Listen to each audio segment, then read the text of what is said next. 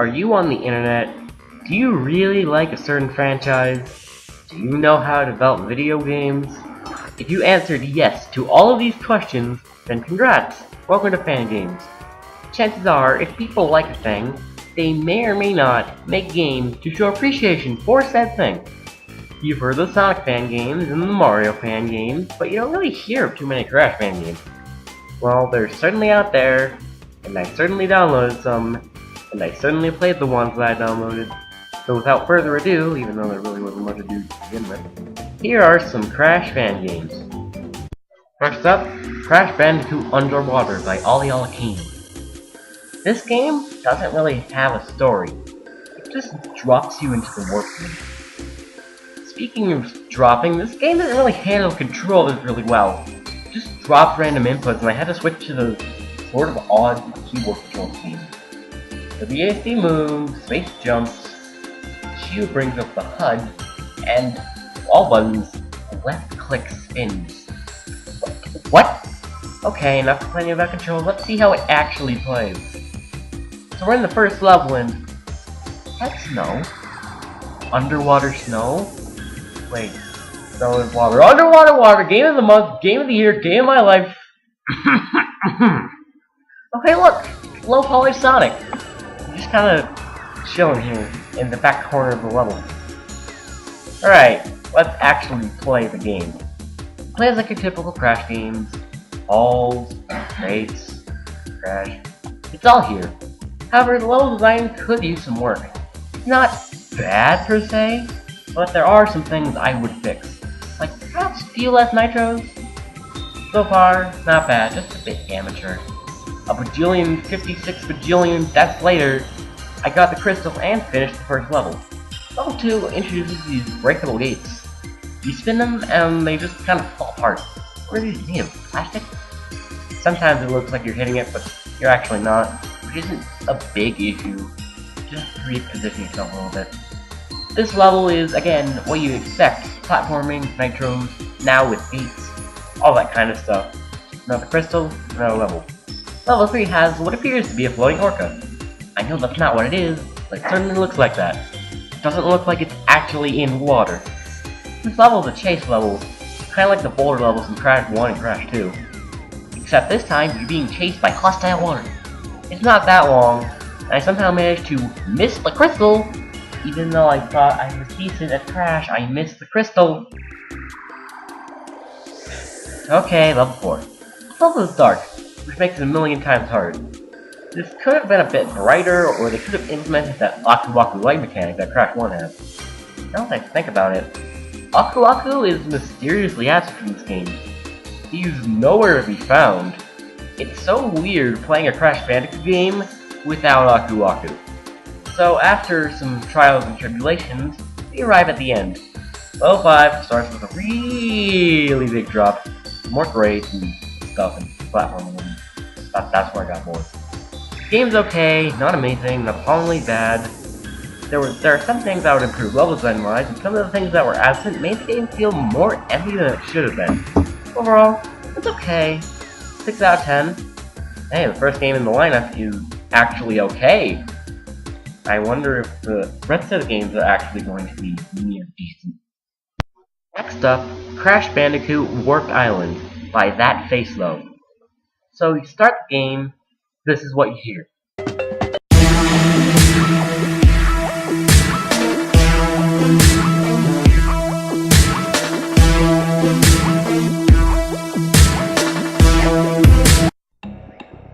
It's a random dubstep song that's completely unrelated to Crash Bandicoot. Why? Why would you do this? There's no reason to do this. Anyways, into this portal. Just avert your eyes from Cortex over here. He's perfectly fine. Here's the first level. It looks to take random bits and pieces from Crash Bandicoot's Insanity Beach level, with some original things thrown in. Also, for some reason, Crash jumps really high. Like really, really high, and I have no clue why he does this. It's so weird. And the only enemy is unkillable. I tried. Fantastic. Okay, here's the end of the level. Just gotta touch the sword, and it doesn't work. Good. What's back here? Oh, it's a crate bridge. Very original level design. And then I die. Then I found out there isn't a wall here. And since the collision detection in this game is all wrong, I successfully broke out of bounds. Well, there really wasn't any boundaries to break, so I accomplished nothing. So here I was, where the dev didn't want me to go, climbing these Dreamcast-looking mountains. Not quite PS1, not quite PS2. Eventually, I broke out of the mountain area and into the fabled plains of nothing. It's a very good place to have your vacation. I wanted to see if I was going to fall off this edge, but I noticed this massive white thing. I decided to focus my attention on that instead of getting myself killed. As I got closer and closer, I noticed that it was just random water all along. One quote-unquote underwater adventure later. I once again reached land, and noticed something in the distance. A pirate ship! Being me, I decided to approach it. The person who made this decided, nah, I'm not gonna approach the ship. My dreams had been crushed. All I wanted to do was play a Crash Bandicoot game where I could explore a pirate ship. And finally, as easily as I left the play area, I returned to where I started. So, in conclusion, is Crash Bandicoot Warped Island good? No. No, it isn't. Be it the odd, broken collisions, the weird physics, the mishmash level design of old and original, this game's a sloppy mess. However, if there's one way to make this game fun, it's speedrunning it. I've done 2 speedruns of this game. One clocking in at around a minute and 14 seconds, and one that was under a minute. It's literally the only way to make it fun. Anyways, next game. Let's step into the world of 2D Crash Bandicoot Fangames, with Crash Bandicoot Tiki Quest by, I don't know, somebody I guess. So before I get into this game, I just want to mention that the game plays in this teeny tiny little window and it's really annoying. So all of the footage has been zoomed into. Thank you. So unlike most of the games in this video, we actually get a story. In the dead of the night, a mysterious shadow figure robs the people in the town. And since this figure kind of vaguely looks like Crash, it obviously has to be Crash. So in the morning, they arrive at his house. Anime Coco is trying to vouch for Crash. And then Crash comes out, says he's innocent. And then Crunch, he just shows up. Crunch says something about Cortex and how they think he could be innocent. He has to prove it to them. Then the game actually begins. This game plays a lot like the Crash games on the Game Boy Advance. It's pretty much exactly like the PS1 originals, but 2D. However, Crash has a bigger moveset in this one, including a drill move and a high jump, which for some reason is triggered by pressing up during a spin, not C, the jump button. It took me a year to figure out because this prompt just kind of left my brain. The game is actually pretty enjoyable, with solid level design and pretty good pixel art. If you like 2D platformers, give it a shot, it's completely free. Oddly, this game gave me a Sonic game vibe. I realized that it has a few assets from Sonic games used in it. This background is from Sonic Advance, and this level has a background and music from Sonic CD. I may do a full review of this someday. It's actually quite fun. And next up on the chopping block is Crash Bandicoot Tiki Mike by Hypergold. Another game made with Game Maker, and one that also starts with a cutscene. Look at all of it in its MS Paint glory. So the story starts with Crash and Ooga Booga chilling on the beach, when suddenly something falls from the sky. When they arrive at the crash site, ha! They see that as an egg of some sort. Out of the egg comes the spirit of the Tiki god, Chuenga Rongi, who has returned from a 10,000-year cosmic journey? What the heck is this? As Crash and Aku Aku are the first beings to see him, he grants them one wish, but not before Cortex and his abomination swipe it from their hand.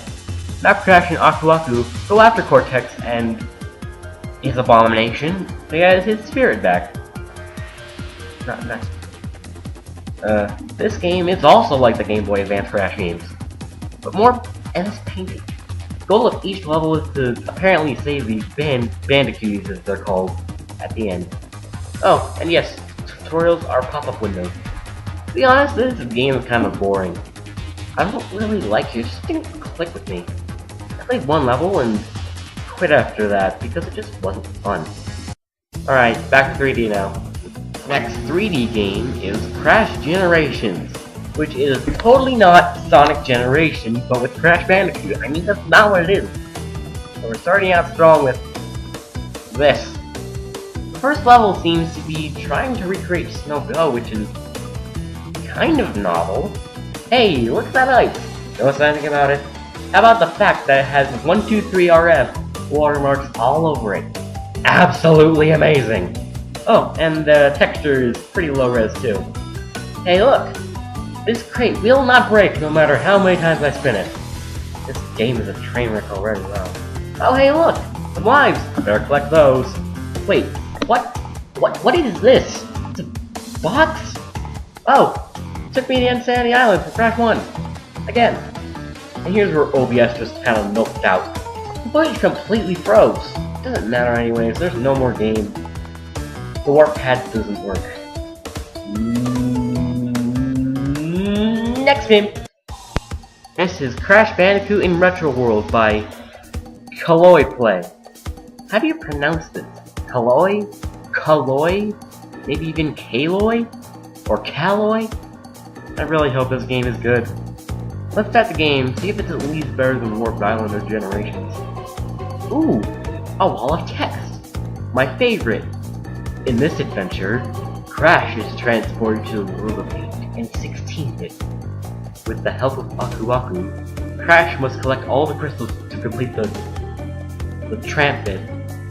A machine that will send Aku and Crash to the real world. Sounds cool. Now we're in the warp room with these, hey look, falling crates! Alright, let's play the first level.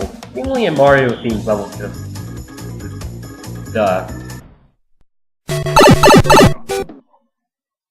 Why does that sound effect so loud? This level's supposed to be like the original Super Mario Bros. Some 3D versions of that game's sprites. That's kinda cute, even though these Goombas are dead. Let's get out of here, this place is creepy. Alright, time to find the crystal, I kinda need it. Where is it? Oh! It's here! This is the most random location to place it in. Why is it here? Why is it here?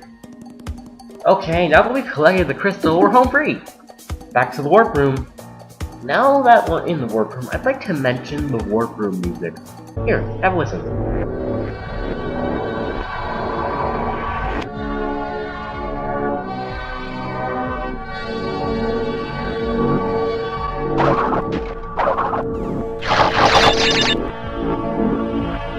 It's so creepy, it's like this game is haunted and the music is telling you to turn back now. It would have been pretty useful in Crash Generations. Okay, get to the next level before someone kills us. This is the Sonic level, where Crash is painting himself blue instead of wearing a costume, which was admittedly kind of charming. So here we are in Green Hill Zone, everyone's favorite! Crash's speed has been ramped up in this level, making it almost feel like an actual Sonic game. This level's okay, it's kinda linear and the crystal's in another random place. One more level done, next up is— oh god, what is that?! This is the Pac-Man level. Styled like a maze. Yes, a maze. I got the crystal in no time flat, but finishing the level... yeah, that was... oh god. The camera fights against you. You end up in places that pretty much look the same as other places. There's nothing to do, and it takes forever. This maze is the most tedious thing from any fan game I played. And I had to stop recording before I finished it, because I wouldn't need nearly 40 minutes of just maze footage. I hate this level. Next level. This is Undertale. Undertale? A game called Crash Bandicoot in Retro World. Does this dude think that Undertale is a retro game? It's retro style, but that doesn't mean it's a retro game. This level is sort of boring. It's not terrible, not exactly fun either. Hey look! They recreated Undertale's battle system. Or so I thought. You just click something, and that's the result you get. Lame. Alright, time to see the ending to this game. Wait. Come back! Wait! Wait, they escaped? I got the bad ending? What did I do wrong? I got every crystal. What else do you want me to do? Okay, to be honest, this game wasn't terrible. It just had some really weird design choices. Like, mate. And Undertale being considered retro. It's not awful, but you can probably live without playing it. Okay. This is it. The last game of the bunch. Crash Bandicoot Hyper Crystal. The game starts with the slowly scrolling, low-res story stuff that I can't read. And here we are at, I assume, Insanity Beach. This game doesn't look great. Walls are weird, textures are blurry, just very pleasant to look at. Oh, and there's just a random Xbox 360 controller on the HUD. Don't know why, it's just there. Speaking of unpleasant, control. Crash just feels really stiff, and it's like he has a mind of his own while jumping. Something that was mapped to white for some reason. Did I do something wrong when starting this game? Anyways, Crash Control made platforming a lot more difficult. Especially the mind of his own jumping. I could not beat the first level because of the control. Oh god, Cortex, what'd they do to you? The levels are designed well from what I can see, but the game's issues get in the way of its playability. It was just not a good time. Okay, we're all done. No more games. Overall, most of these games weren't enjoyable. There were some good games, like Teeth Quest, but most of the games had issues that made them very unfun, or sometimes even frustrated. No offense to any of the people who made any of the games in this video. You should look at your mistakes and try making more games to improve your skills. Who knows, you could make a phenomenal game someday if you put your mind to it. I wish any dev watching this video good luck, and with that said, thank you for watching. If you like this video, perhaps consider liking the video, or maybe even subscribing to the channel. This is blueblur98, signing off. See you next time. Goodbye.